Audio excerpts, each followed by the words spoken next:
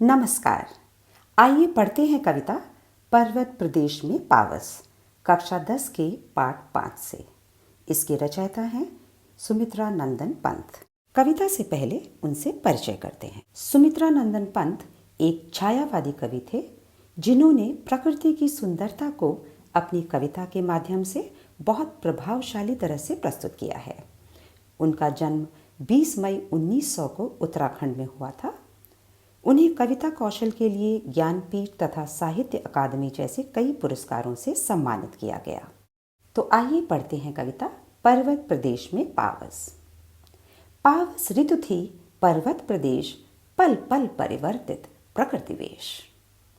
पावस ऋतु यानी वर्षा की ऋतु थी और पहाड़ी प्रदेश था जहाँ पर पल पल मौसम बदल रहा था, प्रकृति अपना रूप बदल रही थी। कभी बादल घिर आते और चारों तरफ धुंध छा जाती, तो कभी बारिश होने लगती, कभी सूरज चमकने लगता, तो कभी फिर अंधेरा छा जाता। प्रकृति में तरह तरह के परिवर्तन हो रहे थे। मेखलाकार पर्वत अपार, अपने सहस्त्र दिग सुमन फाड़, अवलोक रहा है बार बार, नीचे जल में निज महाकार, जिसके चरणों में पला ताल, दर्पण सा फैला है विशाल। इस पद में कवि ने प्रकृति की तुलना मनुष्य के व्यवहार से की है, जो कि मानवीकरण अलंकार का एक श्रेष्ठ उदाहरण है।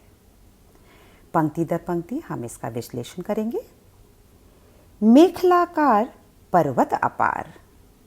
मेखला का अर्थ है करघनी, जो कमर में पहने जाने वाला महिलाओं का आभूषण होता है। तो कवि ने यहाँ पहाड़ों की तुलना करघनी से की है। चारों तरफ बड़े बड़े ऊंचे नीचे तिकोने पहाड़ों की पंक्तियाँ ऐसी प्रतीत होती हैं मानो पृथ्वी ने पहाड़ों को करघनी बनाकर अपनी कमर में पहन रखा हो। तो देखिए कितने सुंदर तरीके से पर्वतों की समानता करघनी से की गई है। अगली पंक्ति है, अपने सहस्त्र दृग सुमन फाड़। सहस्त्र का अर्थ है हजार, दृग यानी आंखें और सुमन का अर्थ है फूल।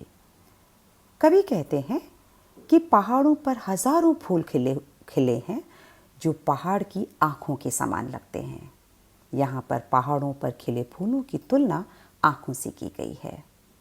और पहाड़ों के नीचे वादियों में बरसात का पानी इकट्ठा होकर तालाब का रूप धारण कर लेता है, जो एक विशाल दर्पण यानी आईने की तरह प्रतीत होता है। अवलोक रहा है बार बार, नीचे जल में निज महाकार, जिसके चरणों में पला ताल, दर्पण सा फैला है विशाल। कवि के अनुसार वर्षा ऋतु में यह दृश्य ऐसा लगता है मानो पहाड़ अपनी फूल रूपी हजारों आंखों को फैलाकर अपना विशाल प्रतिबिंब महाकार, निज महाकार मतलब अपना विशाल आकार, उसकी परछाई तालाब रूपी दर्पण में देख रहे हों। यहाँ कवि ने फूलों की तुलना आंखों से की है और पर्वतों के नीचे बरसाती पानी से बने तालाब को दर्पण अर्थात आईने का रूप दे दिया है। यहाँ कवि की कल्पना निश्चित रूप से सराहनीय है, जिन्होंने कविता की गहराई को मानवीकरण अलंकार से इतनी सुंदरता से निखारा है। इसी पद का इंग्लिश में ट्रांसलेशन भी दिया गया है, जिसे आप स्वयं पढ़ सकते हैं। अगला पद है, गिरि का गौरव गाकर झरझर, मद में नस नस उत्तेजित कर, मोती की लड़ियों से सुंदर, झरते हैं झाग भरे निर्झर। इस पद में झरनों की सुंदरता का विवरण है। जब ऊंचाई से पानी गिरता है तो उसमें झाग अर्थात बुलबुले बन जाते हैं, बबल्स बन जाते हैं, जो सफेद मोतियों की तरह सुंदर लगते हैं। कवि कहते हैं कि ऊंचे पर्वतों से झरते हुए झाग भरे झरने ऐसे लगते हैं मानो पहाड़ों से मोतियों की लड़ियां गिर रही हों। इन झरनों की झरझर करती हुई आवाज़ ऐसी लगती है जैसे कि झरने पहाड़ों अर्थात गिर की विशालता का गौरव गान कर रहे हों, उनकी प्रशंसा के गीत गा रहे हों। ऐसा मनोहर दृश्य देखकर रोम रोम उत्तेजित हो उठता है, रोमांचित हो उठता है। अगली पंक्तियां हैं। गिरवर के उर से उठ उठ कर उच्च आकांक्षाओं से तरोवर हैं झांक रहे नीरव नभ पर अन्मेष अटल कुछ चिंता पर।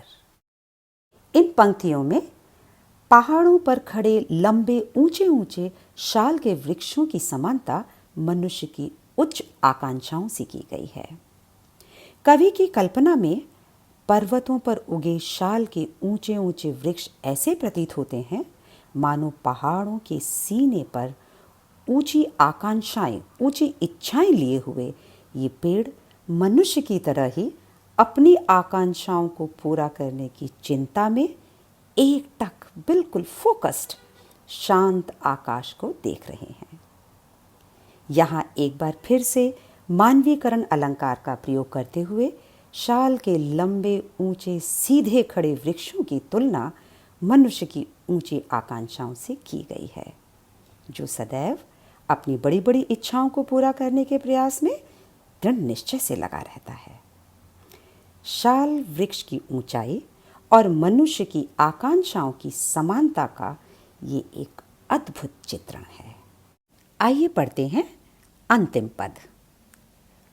उड़ गया अचानक लो भूधर, फड़का अपार पारद के पर, रवशेष रह गए हैं निर्झर, है टूट पड़ा भू पर अंबर। धंस गए धरा में सभे शाल, उठ रहा धुआं जल गया ताल। यूं जलद यान में विचर विचर, था इंद्र खेलता इंद्रजाल। वर्षा ऋतु में बादल बहुत ही नीचे आ जाते हैं। ऐसा लगता है मानो आसमान धरती पर आ गिरा हो। बादलों के नीचे पेड़, पहाड़, झरने, तालाब सभी अदृश्य हो जाते हैं। यहाँ कवि ने बादलों का अलग अलग रूप में उल्लेख किया है। आइए इन पंक्तियों को समझते हैं।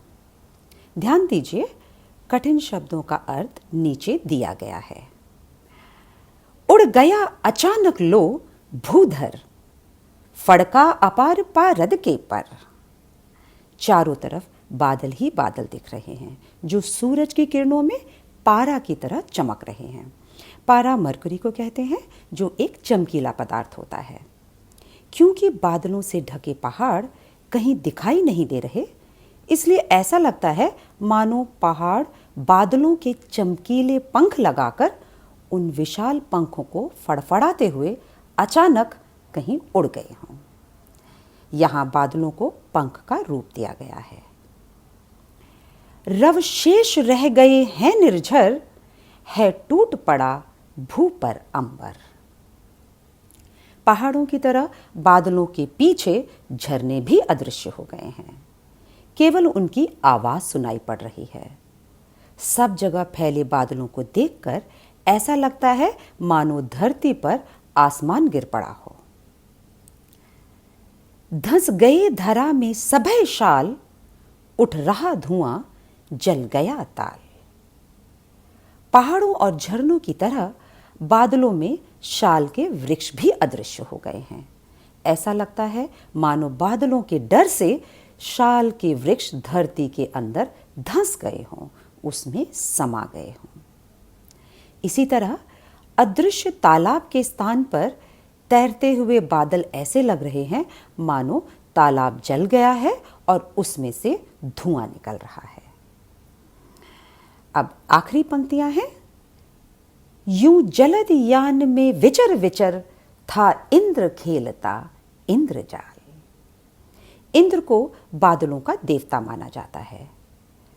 आसमान में तैरते हुए बादलों का ये दृश्य ऐसा प्रतीत होता है मानो इंद्र बादलों के यान पर सवार होकर घूम घूम कर जादू कर रहे हैं, कोई चमत्कार दिखा रहे हैं, जिसके कारण प्रकृति का रूप पल पल बदलता हुआ नजर आ रहा है। तो बच्चों, इस कविता के द्वारा हम सब ने घर बैठे ही पर्वतों में वर्षा ऋतु का भरपूर आनंद लिया है। अगले वीडियो में आप अभ्यास प्रश्न देख सकते हैं। तब तक पढ़ते रहिए और बढ़ते रहिए।